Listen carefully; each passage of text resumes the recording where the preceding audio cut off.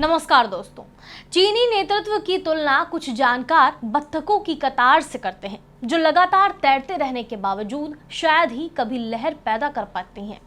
लेकिन इधर चीन के रक्षा मंत्री ली शांगफू और उनके करीबी लोगों पर भ्रष्टाचार के आरोपों ने जरूर कम्युनिस्ट पार्टी के आम कैडर के बीच लहर पैदा की है।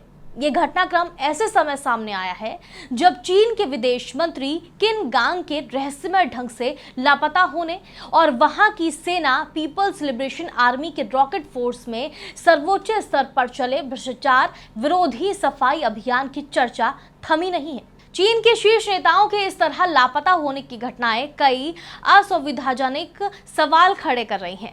20वीं पार्टी कांग्रेस में चीनी राष्ट्रपति शी जिनपिंग ने पीएलए के तेज आधुनिकीकरण की बात कही थी, लेकिन अचानक फोकस सैनिकों से हटकर पीएलए के हथियारों की क्वालिटी पर आ गया। पिछले साल से चीन ने ताइवान क्षेत्र में सैन्य अभ्यास शुरू कर दिया है। पीएलए के ये बदलते पैंतरे क्या उसकी किसी कमजोरी की ओर संकेत करते हैं?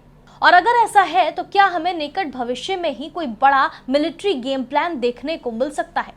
चीन के सरकारी मीडिया में ये धारणा बनाई जाती रही है कि पिछले नेतृत्व के दौरान सेना कई तरह के खतरों से घिरी थी और राष्ट्रपति शी ने भ्रष्ट जनरलों से मुक्त करके पीएलए को एक तरह से दोबारा खड़ा किया है। यानी शी के पहले के शासकों ने राष्ट्रीय सुरक्षा से समझौता करते हुए सशस्त्र बलों में गिरावट आने दी, लेकिन राष्ट्रपति शी के आने के कुछ ही समय बाद सीएमसी में सफाई का अभियान चला था और कई सैन्य अधिकारियों को जाना पड़ा। आरोप था कि ये लोग सशस्त्र बलों में फायदे लेकर प्रमोशन देने के रैकेट के लिए जिम्मेदार थे। बड़े बड़े लोगों के इस घेरे में आने से साफ था कि रिश्वत देकर ऊंचा पद हासिल करने का चलन चीनी सेना में पैठ बना चुका था, जिससे दुनिया की इस सबसे बड़ी सेना की छवि पर सवालिया निशान लग गया था।